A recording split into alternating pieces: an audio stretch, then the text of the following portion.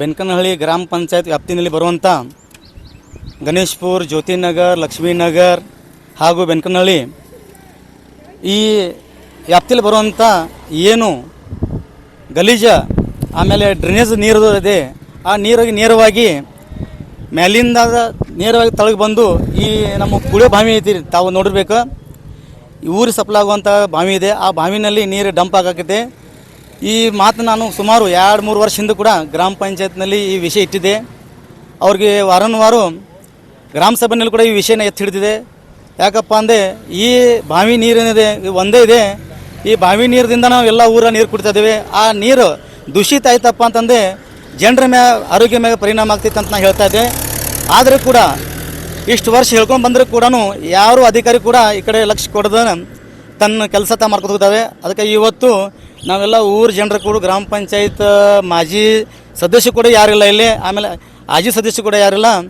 So ಬೆನ್ಕನಹಳ್ಳಿ panchayat ಗ್ರಾಮಸ್ಥ ವತಿಯಿಂದ ಇವತ್ತು ನಮಗೂ ನಿವೇದನೆ ಕೊಡ್ತಾ ಬಂದಿದೆ. ಏನಪ್ಪ ಅಂತಂದರೆ ಈ ಕುಡಿ ನೀರೆಲ್ಲ ಗಲೀಜಾಗ್ತದೆ, ಅದ್ರ ಬಗ್ಗೆ ತಾವೇನು ಧ್ವನಿ ಎತ್ತಬೇಕಂತ, ಆ ವಿಷಯಕ್ಕೆ ಧ್ವನಿ ಎತ್ತಬೇಕಂತ ನಾವು ಇವತ್ತೆಲ್ಲ ಊರು ಜನರು ಕೂಡಿದ್ದೀವಿ.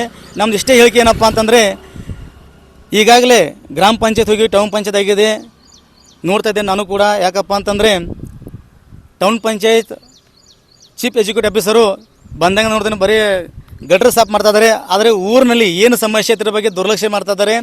ಆ ಊರಿನಲ್ಲಿ ಬಂದು ಯಾವುದೇ ಥರ ಗಲ್ಲಿಗೆ ಭೇಟಿ ಕೊಡಲ್ದ, ಊರಿಗೆ ಏನು ಸಮಸ್ಯೆ ಇದೆ ಜನರು ಕರಲ್ದ ಮಾಡಲ್ದ ತಮ್ಮ ಬೇಕಂತ ಕೆಲಸ ಮಾಡ್ತಾ ಇದ್ದಾರೆ. ಇದಕ್ಕೂ ಮೇಲಧಿಕಾರಿ ಕೂಡ ಸಹಕಾರ ಕೊಡ್ತಾ ಇದ್ದಾರೆ. ದಯವಿಟ್ಟು ಮಾನ್ಯ ಲೋಕಪ್ರತಿನಿಧಿ ಆಗಿದಂಥ ನಿಮ್ಮ ಮೆಚ್ಚಿನ ನಾಯಕರಂತ ಆದಂಥ ಸನ್ಮಾನ್ಯ ಲಕ್ಷ್ಮೀ ಹೆಬ್ಬಾಳ್ಕರ್ ಕೂಡ ನಾನು 3 ವರ್ಷದಿಂದ ಅವರಿಗೆ ಗಮನ ತಂದಿದೆ. ಅವರು ಕೂಡ ದಯವಿಟ್ಟು ಈ ನಾಲೆಗೆ ಬಂದು ವಿಸಿಟ್ ಕೊಟ್ಟು ಇಲ್ಲಿ ಆಗುವಂಥ ಸಮಸ್ಯೆ ಬಗ್ಗೆ ತಿಳ್ಕೊಂಡು ನಮ್ಮ ಜನರ ಮೇಲೆ ಆಗುವಂಥ ಅನ್ಯಾಯ ದೂರ ಮಾಡಬೇಕು. ಇಲ್ಲಪ್ಪ ಅಂತಂದರೆ ಬರುವಂಥ ದಿನದಲ್ಲಿ ಈ ನೀರು ಕುಡಿದು ಸುಮಾರು ಜನರು ಆರೋಗ್ಯ ಹಾನಿಕಾರಕ ಆಗ್ತಿದೆ.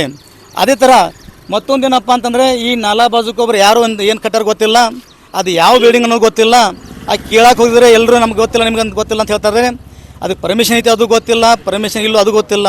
ಆದರೆ ಅವ್ರು ಕಟ್ಟಬೇಕಾದ್ರೆ ಅವರು ಕೂಡ ಎಲ್ಲ ಮಣ್ಣು ತೆಗೆದು ಈ ನಾಲಾನಲ್ಲಿ ಸೇರ್ಪಡೆ ಮಾಡಿದರೆ ಅದು ನೀರು ಹೋಗೋದು ಡೈವರ್ಟ್ ಆಗೋದು ನೀರು ಕೂಡ ಅಲ್ಲಿ ಸ್ಟಾಪ್ ಆಗಿ ಆ ನೀರು ಗಲೀಜಾಗಿ ಎಲ್ಲ ಗಪ್ಪು ವಾಸ ಬರ್ತದೆ. ಅದಕ್ಕಾಗಿ ಅದ್ರ ಮೇಲೆ ಕೂಡ ತನಿಖೆ ಆಗಬೇಕು. ಯಾಕಪ್ಪ ಅಂತಂದರೆ ಯಾವ ಥರ ಬಿಸ್ನೆಸ್ ಮಾಡ್ತಾರೆ ಗೊತ್ತಿಲ್ಲ. ಈ ತನಿಖೆ ಆಗಿ ಬರುವಂಥ ದಿನದಲ್ಲಿ ಜನರಿಗೆ ನ್ಯಾಯ ಕೊಡಬೇಕು. ಒಂದು ವೇಳೆ ಕೊಡಲಿಲ್ಲಪ್ಪ ಅಂದರೆ ಬರೋ ದಿನದಲ್ಲಿ ನಾನು ಇಡೀ ಊರೆಲ್ಲ ಕರ್ಕೊಂಡು ಜಿಲ್ಲಾ ಪಂಚಾಯತ್ ಆಗಿರ್ಬೋದು, ಜಿಲ್ಲಾಧಿಕಾರಿ ಇರ್ಬೋದು, ಈ ಮುಖಾಂತರ ನಾನು ನಿವೇದನೆ ಕೊಡೋಕ್ಕೆ ಸಿದ್ಧವಾಗಿದ್ದೀನಿ.